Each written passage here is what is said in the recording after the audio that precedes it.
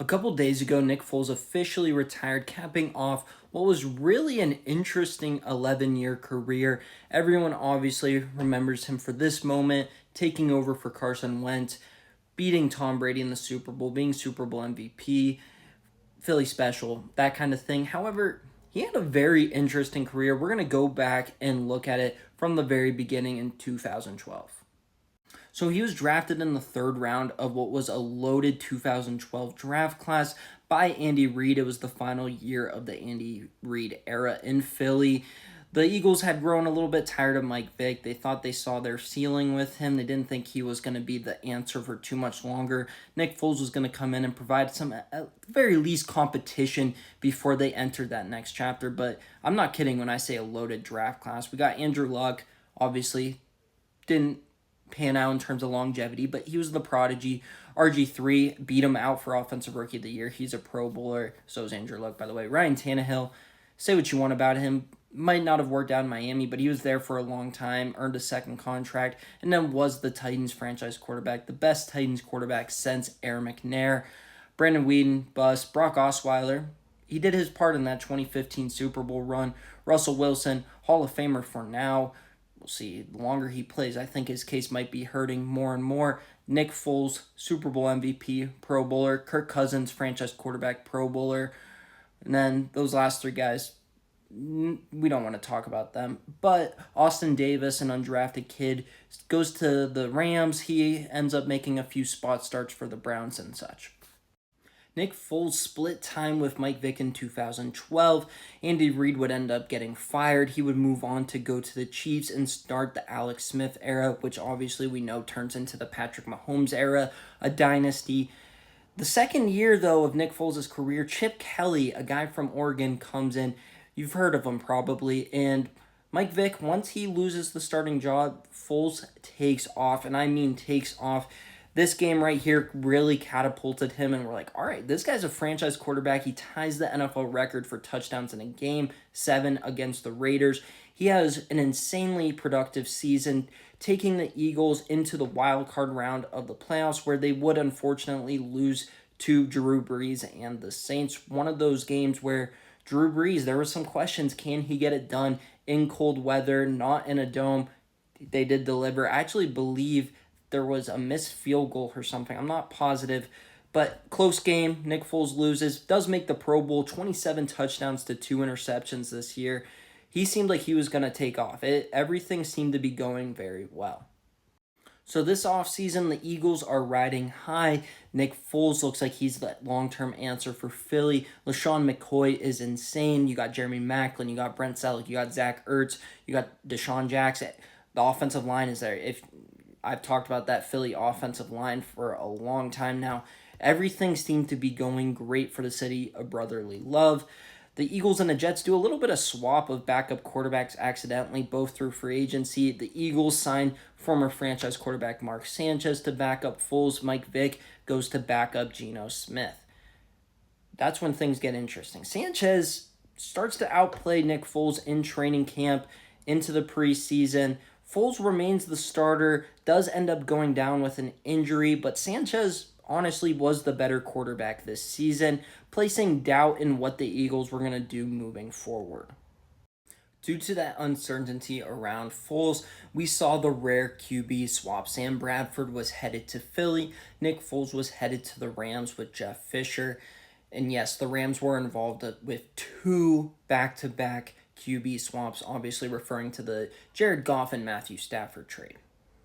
And Nick Foles was atrocious in St. Louis because guess what? Everybody was atrocious in that Jeff Fisher offense towards the end of their time in St. Louis. Remember, this was just awful. The dome was terrible. The fans were there at least. The defense was good. Just a boring brand of football. No offensive firepower. Todd Gurley was in the backfield, but this was pre-Sean McVay time. It was a rough era. Nick Foles, the worst season of his career, he ends up actually getting replaced by another quarterback from that 2012 draft class that had similar success to him. And that's obviously talking about former Houston quarterback Case Keenum. This was his last stop before the Minneapolis Miracle, if I do not stand correct. I'm pretty sure After that, he gets kicked off, goes to Minnesota, then Denver, Washington, and so forth, and now back with Houston. So Nick Foles has quite the fall from grace. He went from promising ascending player, possible franchise quarterback, to basically being given the boot from two different teams. He's a free agent. He's going to be a bridge quarterback somewhere. Some flirtations with Denver, maybe. Peyton Manning has moved on. Do they bring in a bridge quarterback? Trevor Siemian, him. They lost Brock Osweiler. What are they going to do? Well, he doesn't go there, but he does stay in the AFC West. Remember when I said he was drafted by Andy Reid? Well, Andy Reid did this thing where he signed all of his former Eagles once they got kicked out. Nick Foles, Jeremy Maclin, Jason Avant, LaShawn McCoy, you name it. They were going to end up in Kansas City eventually. Foles backs up Alex Smith, actually does come in relief of him for a couple games and plays pretty well. Nothing spectacular, no 7-touchdown game, but he shows that he's solid. Once he has an actual offensive mind, not a Jeff Fisher, he can be a pretty good quarterback. The next offseason, he goes back to the city of brotherly love.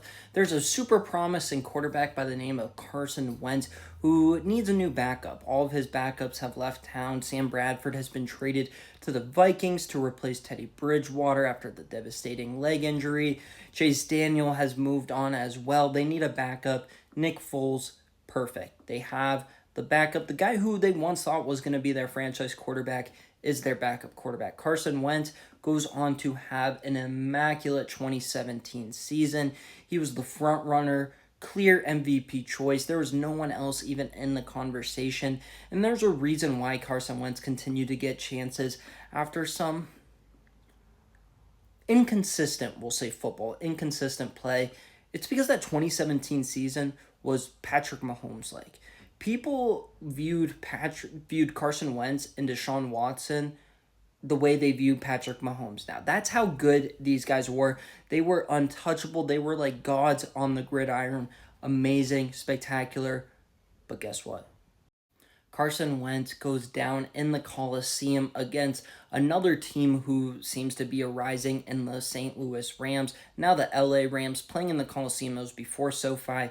Wentz is done for the year.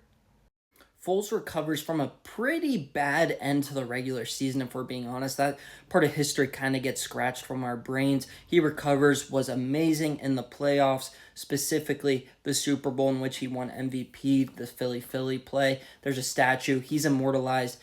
What are the Eagles going to do? They have this promising quarterback who seems like he might be the best QB in football, or they have the guy who just won the Super Bowl for them.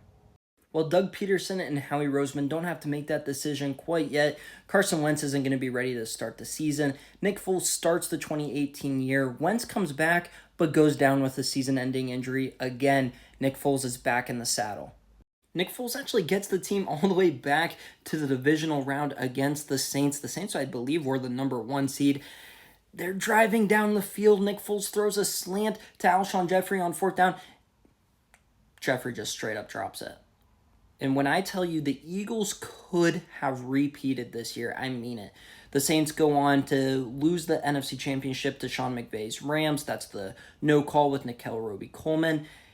If the Eagles are in that game, they could have beat the Rams. I'm not saying they do, but they could have. And then they're all of a sudden set for a rematch against Tom Brady. What could have been? NFL what if right there. So Foles finally has his opportunity to be a franchise quarterback. Guess what? He goes down, shoulder injury week 1 while throwing a touchdown. He's out for most of the season. This is when Gardner Minshew mania comes into play. Josh Dobbs gets traded for. Foles does come back eventually, but it's Minshew's job. Foles' time as a franchise quarterback seems to be done for good now. He goes to Chicago to back up Mitch Trubisky and actually plays pretty well. It's a 2 years remaining on it. The following year, they bring in Andy Dalton, draft Justin Fields. He only plays 1 game, but 2 pretty solid years of Nick Foles in Chicago, including some games with that sick black visor. After 2 years in Chicago, Nick Foles reunites with his former offensive coordinator Frank Reich in Indy to back up Matt Ryan. Foles does eventually get his opportunity due to Matt Ryan just strictly being washed. However, Nick Foles himself is washed, ends up getting injured by Kayvon Thibodeau. That's that meme where he's dancing. Nick Foles wouldn't play the next season and retires now Great career, big Nick Foles.